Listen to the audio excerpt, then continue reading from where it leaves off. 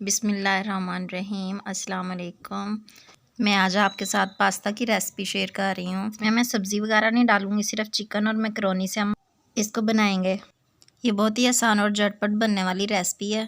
तो चलिए चलते हैं, स्टार्ट करते हैं रेसिपी को। चिकन मैकरोनी बनाने के लिए हमें जिन चीज़ों की ज़रूरत है, चिकन ब्रेस्ट लिया मैंने 200 ग्राम, इसको मैंने छोटे छोटे क्यूब्स में काट लिया। एक छोटे साइज़ का प्याज लिया, इसको मैंने बारीक बारीक काट लिया। इसके बाद हमें चाहिए धड़ा मिर्च चाहिए हमें 1 टीस्पून, नमक चाहिए हमें 1 टीस्पून भरकर, भुना कुटा हुआ खुश्क धनिया चाहिए हमें 1/2 टीस्पून, ज़ीरा चाहिए हमें कुटा हुआ 1/2 टीस्पून, अदरक चाहिए 1 टेबल स्पून कुटा हुआ, 250 ग्राम मैकरोनी चाहिए।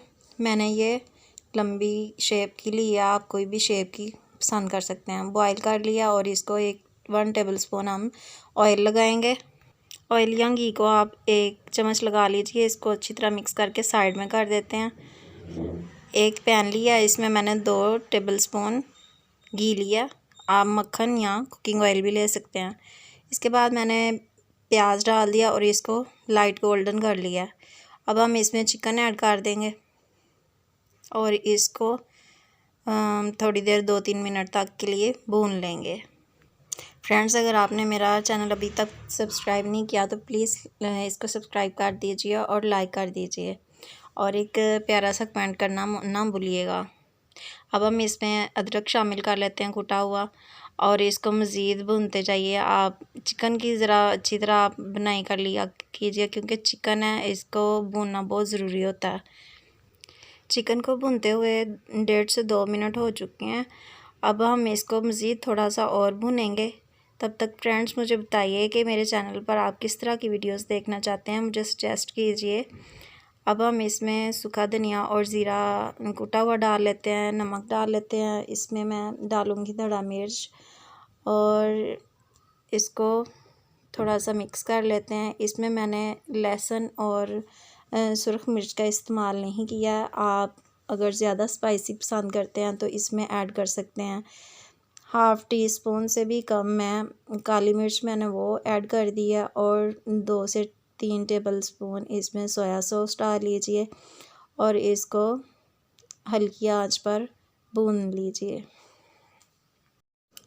चिकन हमारा बहुत अच्छा सा भुन चुका है। अब मैं इसमें शामिल कर लूँगी मैकरोनी और इसको आप अच्छी तरह से इसका पानी वगैरह खुश्क कर लीजिए जो थोड़ा बहुत इसमें मौजूद होता है, और इसको अच्छी तरह से मिक्स कर लीजिए।